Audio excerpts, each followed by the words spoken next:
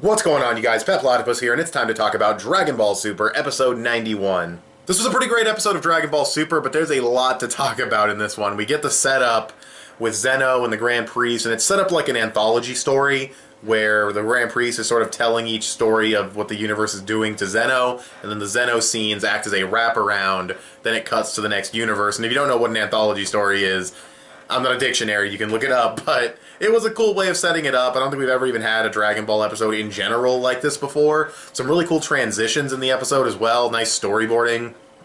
That's 2 weeks in a row with really, really good storyboarding, so yeah, that's really solid. While I'm on the subject, I guess I could talk about the animation. This was a Yoshitaka Yashima episode, which essentially means it was nearly a solo episode. He either works by himself or with very few key animators.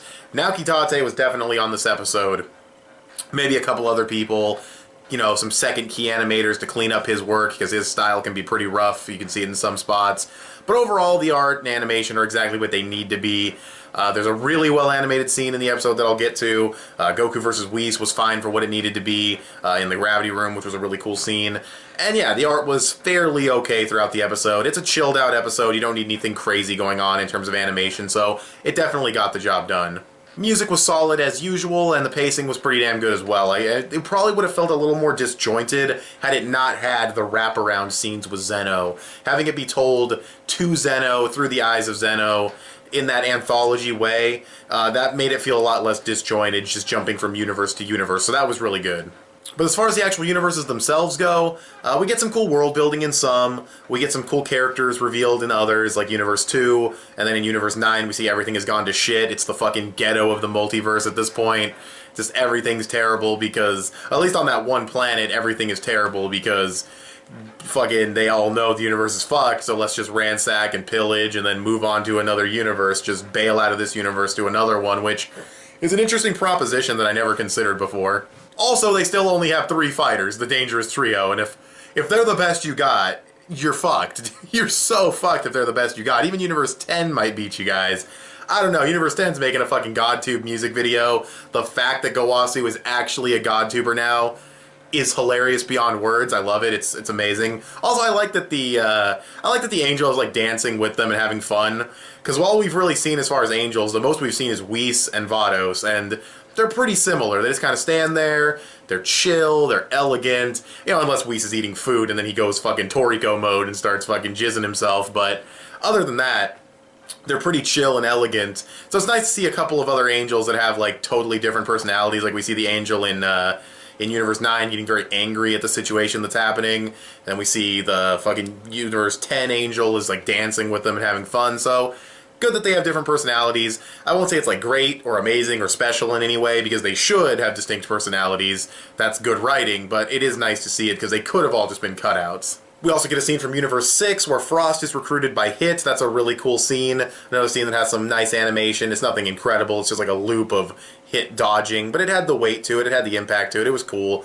And yeah, it was a nice conversation they had. It's cool to see Frost has gotten stronger from running and fighting off cops. Weird that he's running from cops because he's like Frieza, and it's like, you're like multi-planet at least, and you're running from cops. Like, these must be some pretty fucking strong cops, dude. Like, they gotta be some pretty damn good cops. Maybe they're Saiyans, who knows? I know the Saiyans do act like, they are kind of like soldiers in this world. They do, like, help people, so maybe they are. Maybe they're Saiyan cops, I don't know, but it is kind of weird that he is running from cops when he is literally multi-planet level destruction, but he has gotten stronger, he has more stingers now, which he has to get rid of, so that's kind of pointless, but it's a nice little detail that he was still modifying himself, and we'll see if he tries to sneak any into the tournament. Hopefully he doesn't. I want to see him actually fight legit, maybe even get a gold form. That's a stretch, maybe, but that'd be really cool to see him get a gold form, so yeah, nice to see Frost back in there. We knew he was coming, he's in the opening, but still, cool to see that. And Hit's still a badass. Hit's always going to be a badass, so it's obviously great to see him. And that's pretty much the Universe 6 part. I'm trying to remember what other universes we see. We're going to see more in the next episode. I think the only other universe we see is 2. And this is not only the animation highlight of the episode, but the comedic highlight of the episode, okay? We see this chick walk up. We saw her at the end preview of the last episode. She's got green hair, kind of cute, thin girl. And then she says, I could beat you guys, I'm stronger than you. and then she goes into a full-blown magical girl transformation. And a lot of people are saying this is a reference to Sailor Moon. It's not. I mean, it is kind of, because it's a magical girl thing, but it's a reference to Precure, which is another Toei animation series. Well, I guess Sailor Moon's also a Toei animation series, but she did like the heart thing, so I know it's Precure. I've seen like Naotoshi Shida's animation for those transformations and shit, and this was not Shida, thankfully, because Shida is working on Super. He said that on Twitter, so get excited, Shida's coming back, but it's done by Naoki Tate, and it looks really, really fucking good. It's the standout highlight of the episode, but what makes it so funny is that she turns into the fucking, she turns into the pink not pink, the blue-red Teletubby thing. So she goes through this whole magical girl transformation, and in most magical girl transformations, they become prettier, their hair gets longer, whatever, eyelashes. She gets fatter, and her skin changes color, and her outfit's ridiculous. It's really funny. It's super subversive. It's Toriyama. I don't know if Toriyama had any hand in that scene, if it was his idea to do the magical girl transformation, or if the character was designed by him, but it really feels like him. So if it was Toriyama, cool. If it was Toei's writers that came up with this character, or even Toyotaro that came up with this character, still good. Good job emulating his kind of humor, because that was really funny in my opinion.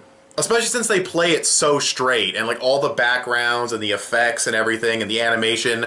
If you've seen any of those magical girl transformation sequences, it was completely on point, and that's what made it so funny to me. Then we have the Universe 7 stuff, and there's nothing really to take away from here much, except that Goku is now, he trained with Whis a little bit in the gravity room, which was cool. He bit Whis, which was funny, and that bite mark was savage, dude. Like, holy shit. Did you see that bite mark? That was crazy, but yeah, he bit Whis, that was funny.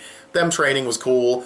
We got Vegeta going to the time chamber. I just remember that part. And Popo, like straight out of almost straight out of Team 4-Star with that eye zoom in was kind of funny.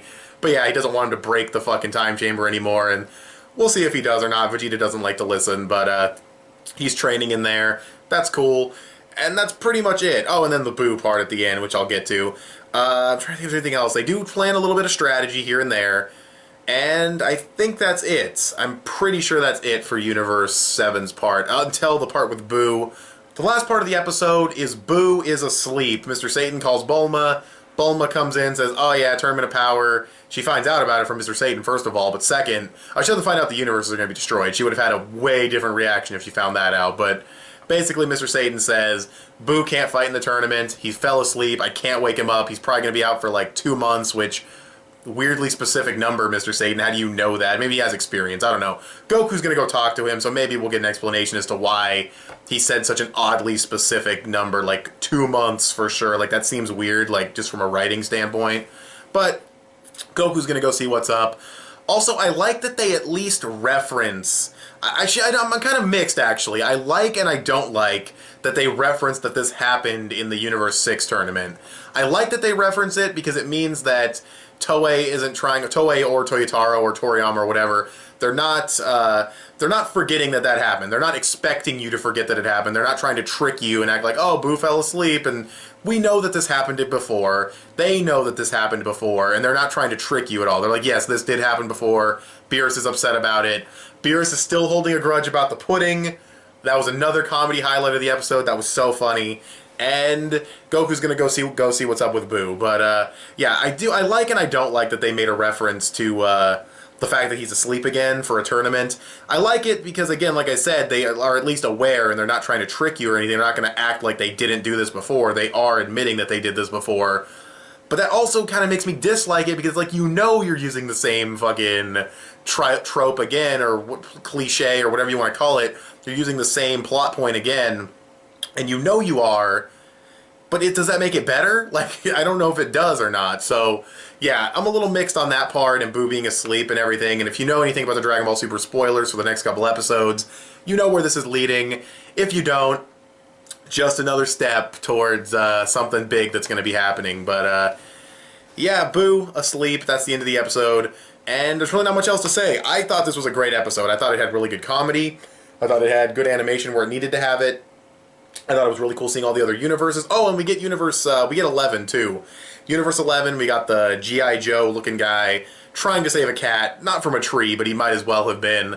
And I like that he considers that a really important mission. I like that helping out people, not just on like a, oh, let's fight the giant monster, but like actually just helping people with a cat or with like mundane problems is something that the Pride Troopers take seriously. Like, they really are good guys, which is pretty cool. That aside, though, that's pretty much the entire episode. The next episode preview, very interesting. We're going to have Super Saiyan Caulifla, the first female Super Saiyan in the series outside of like video games or What Ifs or whatever Dragon Ball Heroes is supposed to be. Fuck that noise. But yeah, aside from that, this is going to be the first time we've had one like in canon. And we see Kale in the preview too, but she's mostly hiding behind a rock. She's making some weird facial expressions. I feel like we might see her go Legendary Super Saiyan, or whatever they're going to call it in this version, because, I don't know, we see Caulifla do it, and it's like, why would you blow your load on the preview like that? But then they show Kale, and she has like these facial expressions, so we might see both go Super Saiyan. We might. I'm not saying we will, but we might. Oh, and another thing that happened in this episode, I just remembered, Roshi is actually trying to conquer his perviness. Now, this scene was mostly played for laughs, but it's actually kind of cool that he's trying to do that. I think that's actually kind of interesting and something we've never really seen Roshi try to do. So that was actually really cool. Even though they did play it for laughs, and it looks like it's going to carry over based on the preview, it looks like it's going to carry over to the next episode. So hopefully he can conquer that. That'd be really cool. Yamcha still wanting to be recruited. God, so much was in this episode. This is going to be a long review and all over the place, but whatever. But I think that's finally pretty much it. So now I'll give it a rating. Let's see. Well, this episode's probably like an 8.5. Very good to great episode. I really did enjoy it. I love seeing all the other universes, what their situation is, how they're recruiting people. It was so funny seeing the Magical Girl transformation. There was great comedy in the episode. Nice to see Universe 7 trying to strategize. Big cliffhanger with Boo. Really crazy next episode preview, which really doesn't contribute to this episode, but, you know, all the technical things were fine for this episode, and yeah, I thought it was a great episode. So 8.5 out of 10. But what did you guys think of this episode of Dragon Ball Super? Go ahead and tell me in the comments section below. You can also give this video a thumbs up and share it on social media. Both those would help me out a lot. Subscribe if you haven't already. If you like what you've seen here, click that little bell to get notifications when my videos go up. I want to thank you guys for watching, and I'll talk to you guys later. Bye.